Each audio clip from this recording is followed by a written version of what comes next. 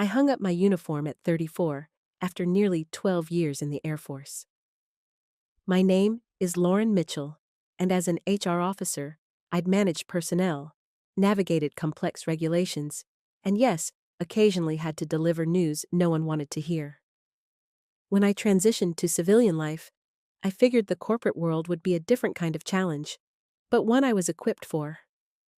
I wasn't looking for special treatment, just a chance, a steady job where I could apply my skills.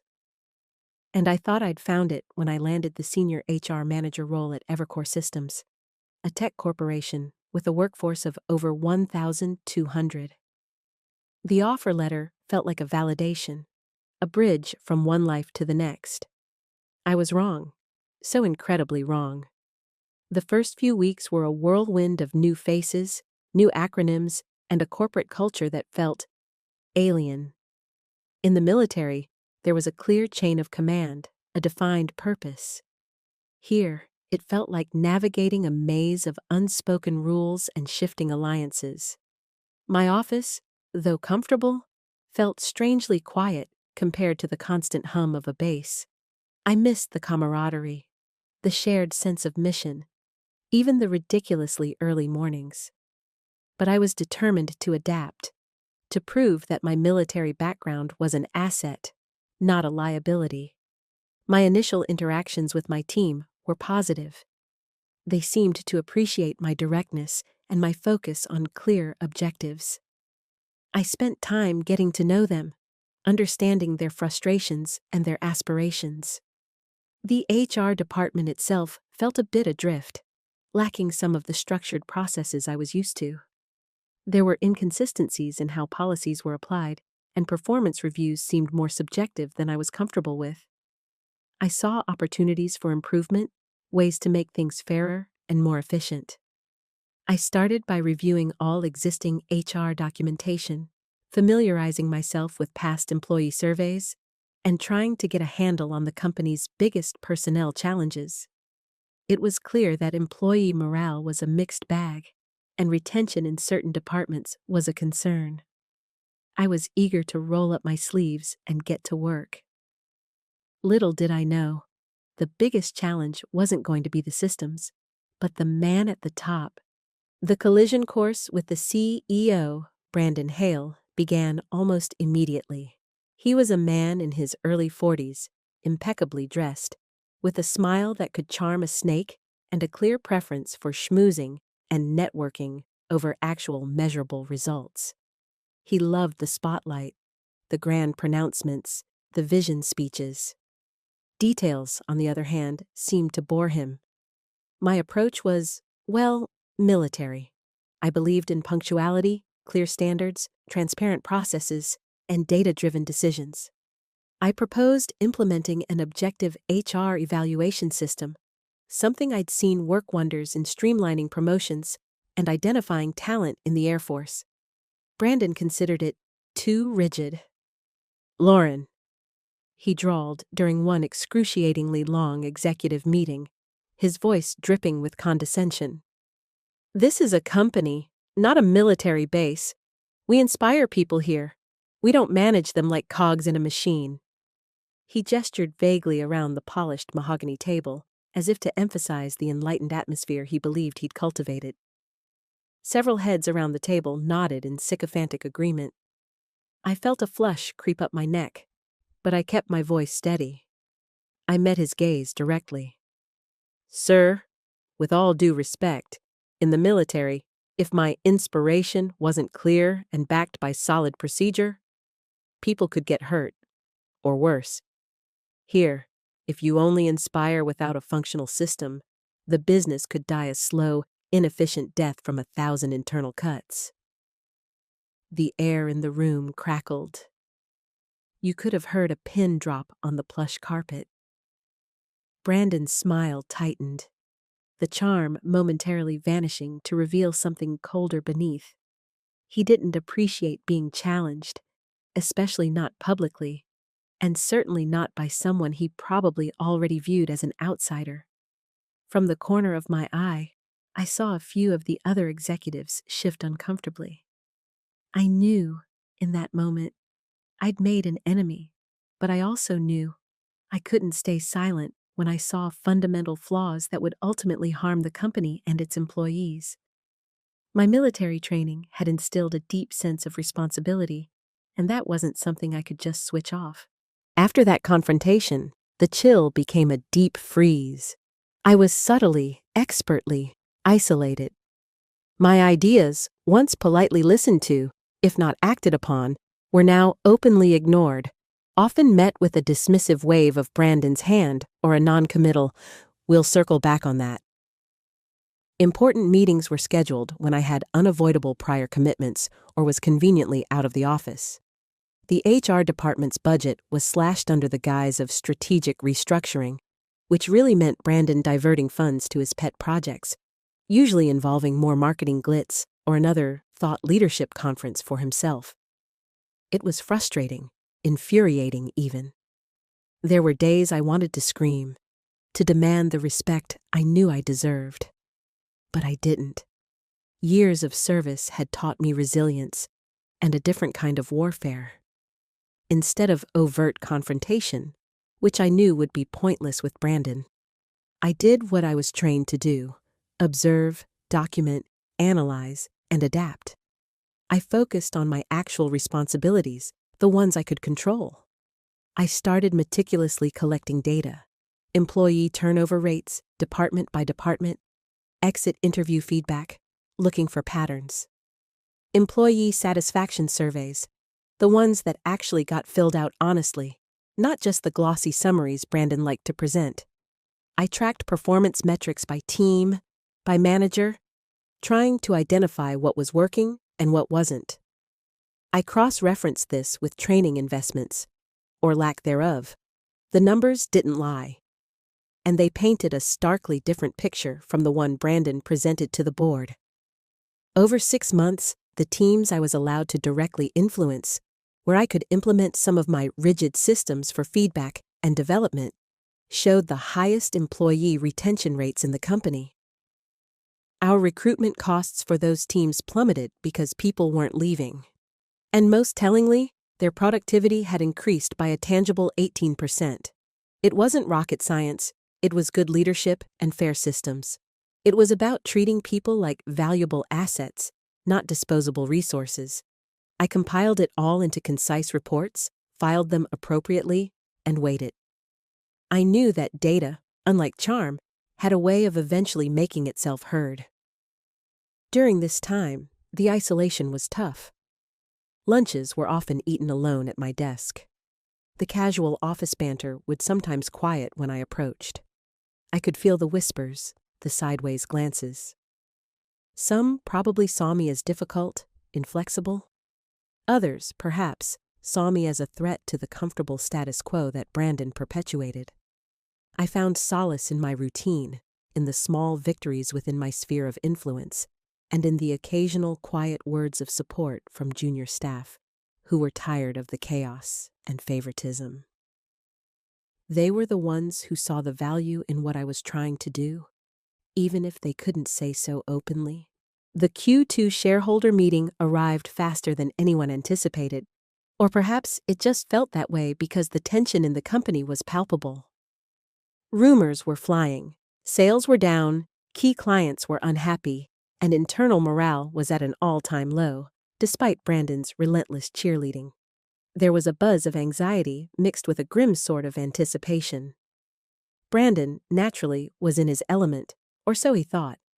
He strode onto the stage in the main conference hall with his signature expensive suit and a dazzling PowerPoint presentation about Evercore's Vision 2020, a masterpiece of buzzwords and vague promises that carefully sidestepped any hard numbers or uncomfortable truths.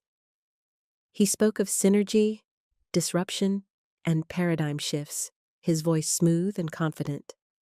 I sat in one of the back rows, an observer by force and by choice, my own data-filled laptop bag resting by my feet. I wasn't on the agenda to speak. Brandon had made sure of that, and then he walked in. The room, already hushed for Brandon's presentation, seemed to draw a collective breath. General Mark Reynolds, my former commanding officer, a man I respected more than almost anyone I knew. He was older now, silver at his temples, but he still carried that unmistakable aura of quiet authority, of someone who had seen and done things most people couldn't imagine. He was now, as the hastily whispered introductions made clear, the newly appointed chairman of the board for Evercore Systems. I felt my own breath catch. My heart hammered against my ribs. I was, quite literally, speechless. The last time I'd seen General Reynolds was at my commendation ceremony on a dusty parade ground in Texas, the day I officially left the Air Force. He'd shaken my hand, looked me in the eye, and told me he expected great things from me, wherever I went. As his gaze swept across the room, assessing, it paused, just for a fraction of a second, when it landed on me. A flicker of recognition, subtle but undeniable. He remembered me.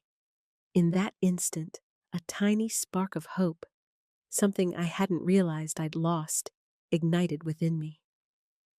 The carefully constructed indifference I'd worn for months began to crack. Brandon, momentarily thrown off his game by the unexpected gravitas of the new chairman, faltered in his speech. He recovered quickly, of course, with an overly enthusiastic welcome, but the dynamics in the room had irrevocably shifted.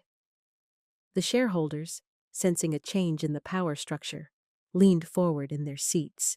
The glossy presentation suddenly seemed a lot less convincing.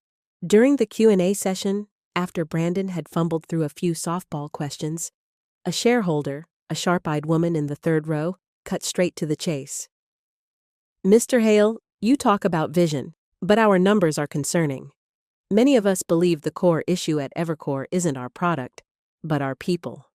If that's the case, why aren't we hearing from the person actually managing human resources?" All eyes turned to Brandon, then, expectantly, towards where I was sitting. Brandon opened his mouth, ready with what I was sure would be a dismissive platitude or an attempt to deflect. But then General Reynolds raised a hand, a simple gesture that instantly silenced the room.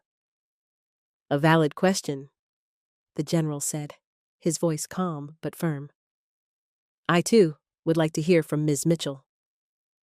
My heart leaped. This was it, the moment. My hands were suddenly clammy, but my mind was crystal clear. Years of briefings, of presenting under pressure, kicked in. I stood, picked up my laptop, and walked to the podium. "Thank you, Mr. Chairman, members of the board, shareholders." I didn't have a fancy presentation. No animations, no stock photos of smiling, diverse employees. I had data, I had facts. I plugged in my laptop, and for 7 minutes, I laid it all out, concise, logical, unvarnished. I showed them the turnover rates, the recruitment costs, the productivity dips in departments that were poorly managed versus the gains in those where clear, fair systems were in place. I highlighted the feedback from exit interviews, the consistent themes of frustration with a lack of transparency and accountability. I didn't attack Brandon directly. I didn't need to. The data spoke for itself, a damning indictment of his inspiration-only leadership style. I concluded with a single powerful statement. Sustainable high performance doesn't come from fleeting inspiration or charismatic speeches. It comes from long-term trust, and trust is built on a foundation of fairness, transparency, and systems that value every employee's contribution. When I finished, there was a beat of profound silence. Then, it started. A ripple of applause, hesitant at first, then growing stronger, spreading through the room. It wasn't the polite, obligatory applause Brandon usually received. This was genuine, appreciative. It came from the very people, the investors, the number crunchers, who usually had little time for the soft skills of HR. They'd heard something real, something tangible, and they responded. I glanced at Brandon. His face was a mask of barely suppressed fury, his earlier confidence shattered. Then I looked at General Reynolds. He gave me a small, almost imperceptible nod. It was all the validation I needed. The next morning, I received a summons. Not to Brandon Hale's office, but to the top floor, the chairman's suite. My heart was doing a nervous tap dance, but there was also a sense of quiet anticipation. General Reynolds was standing by the window, looking out over the city when his assistant showed me in. He turned, and that familiar, no-nonsense smile crinkled the corners of his eyes. He looked exactly as I remembered him from 5 years prior, just in a much more expensive suit. "Lauren, good to see you properly," he said, extending his hand. "That was quite the presentation yesterday. Reminded me of that time you had to brief the Joint Chiefs with about 10 minutes' notice after that comm satellite went down over Kandahar." I felt a genuine smile spread across my face. "I had a bit more data this time, sir." He chuckled. "Indeed, I once saw you take a unit of young, disorganized recruits and turn them into a model platoon in under 6 months. You brought order from chaos, built discipline, and fostered genuine teamwork. And from what I saw yesterday, and what I've been reading in your reports, yes, Lauren, I read them, all of them. You're doing the exact same thing with civilian employees here at Evercore. This company is bleeding talent and suffering from a crisis of morale, largely because of a lack of principled leadership and sound systems." He paused, his gaze direct and serious. "I want you to be our new Chief Human Resources Officer. Full authority.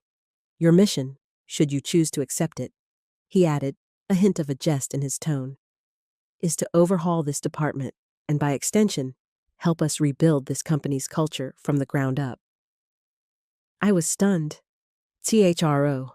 It was a huge leap, a massive vote of confidence. Emotion welled up, and for a moment, I struggled for words. "Sir, thank you.